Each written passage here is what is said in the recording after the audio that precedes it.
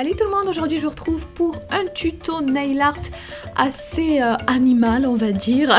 À la base c'est inspiré du zèbre mais c'est un petit peu un zèbre croisé avec un tigre on va dire parce que j'avais envie de faire un bel œil lumineux. Bref, moi ça me plaît comme ça, vous ferez vous comme vous le souhaitez. Je me suis beaucoup amusée en tout cas à le faire, c'est un motif que j'adore faire le zèbre, c'est vraiment facile et rigolo. Donc j'ai posé ma base et un vernis blanc, donc le City Color c'est celui que je préfère depuis pas mal de temps maintenant pour le blanc. J'ai ensuite utilisé deux vernis un petit peu jaune marronné et une mousse, donc je prends le coin de ma mousse, j'y ajoute un petit peu de vernis et tout de suite après je viens tamponner un petit peu tout ça sur mon ongle. Donc je mets ça un petit peu dans des coins souvent, j'en mets par petites touches, je peux redégrader un petit peu avec du blanc en mettant du blanc sur la mousse. Et voilà ce que ça donne au final, donc j'ajoute des nuances mais je veux garder une dominante de blanc bien sûr. Donc je vais ensuite utiliser pour mon motif de la peinture acrylique et un pinceau. Donc je vais commencer avec un marron assez clair comme ça. Je charge bien mon pinceau et je vais commencer à faire la forme de mon œil. Donc l'œil c'est l'élément principal de mon nail art, donc je commence par positionner cet élément là. Donc je fais toute la forme de l'œil avec cette couleur, puis je vais venir prendre un marron plus foncé et je vais diluer un petit peu la peinture pour qu'elle soit transparente. J'y ajoute pas mal d'eau pour que voilà, ce soit transparent et pouvoir ajouter un petit peu d'ombre sur mon œil. Donc j'y vais tout doucement, vous le voyez pour l'instant c'est assez transparent. Et plus je vais descendre sur l'œil, plus je vais diluer un petit peu ça pour que ce soit moins foncé.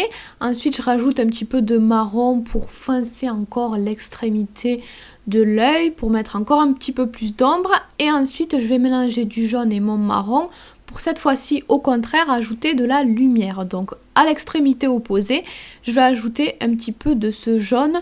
Pour l'instant il est un petit peu dilué et pas trop clair, mais plus ça va aller, plus je vais ajouter de la lumière. J'y vais petit à petit encore une fois pour ne pas faire de bêtises.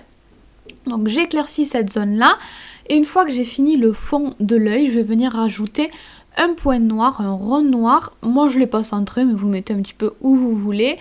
Et ensuite vous pouvez rectifier si vous le souhaitez. Moi j'ai ajouté un petit peu plus de luminosité dans mon œil. Je vais ensuite ajouter aussi un petit point de lumière en blanc sur le coin de l'œil.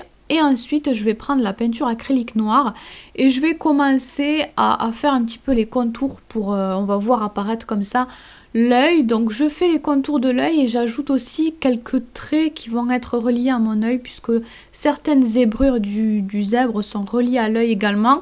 Je trace aussi, je commence à créer le coin de l'œil, donc j'allonge un petit peu l'œil, je fais une sorte de triangle, j'arrondis certains endroits. Enfin bref, je commence comme ça un petit peu à fermer mon œil, à faire la forme finale de l'œil. Et je vais ensuite ajouter quelques détails supplémentaires quand même. Donc je prends du noir mais encore une fois je le dilue bien pour qu'il soit transparent. Donc j'ajoute pas mal d'eau.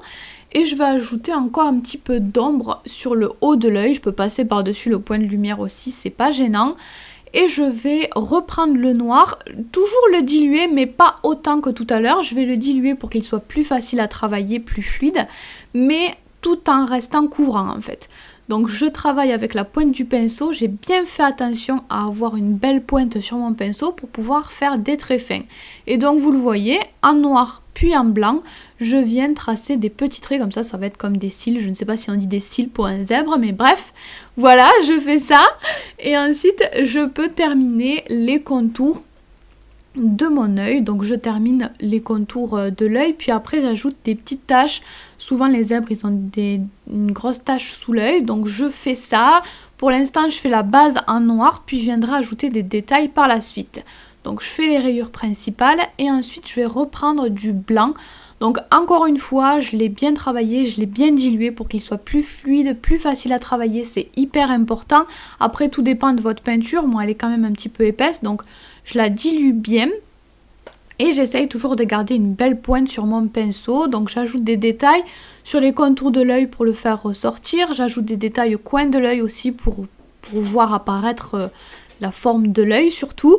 Et ensuite je vais venir ajouter des détails sur la tache du bas parce que j'ai vu que sur certains zèbres, certains avaient des petits points, des petites taches sous l'œil. Je trouvais ça très choupinou donc j'ai eu envie de rajouter ces petits détails là aussi. Donc j'ajoute un trait un petit peu épais, un petit peu irrégulier, puis quelques taches en dessous. Je trouvais ça assez rigolo.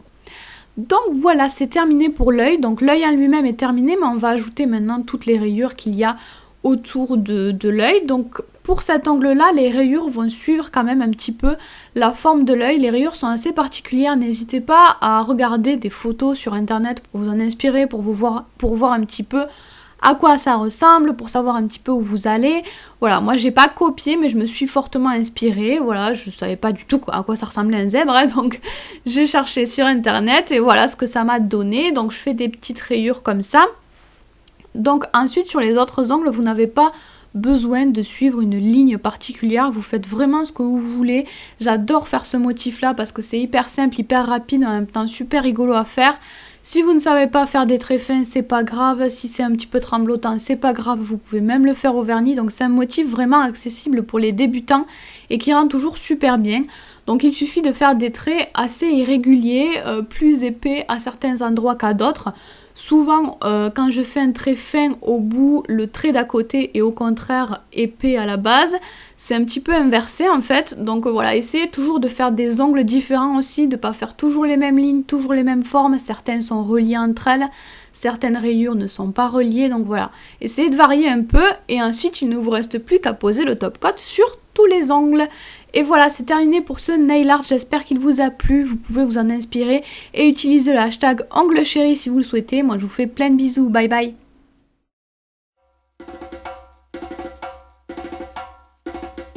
Salut tout le monde, aujourd'hui je vous retrouve pour ce nail art. J'ai encore une fois changé un petit peu de style.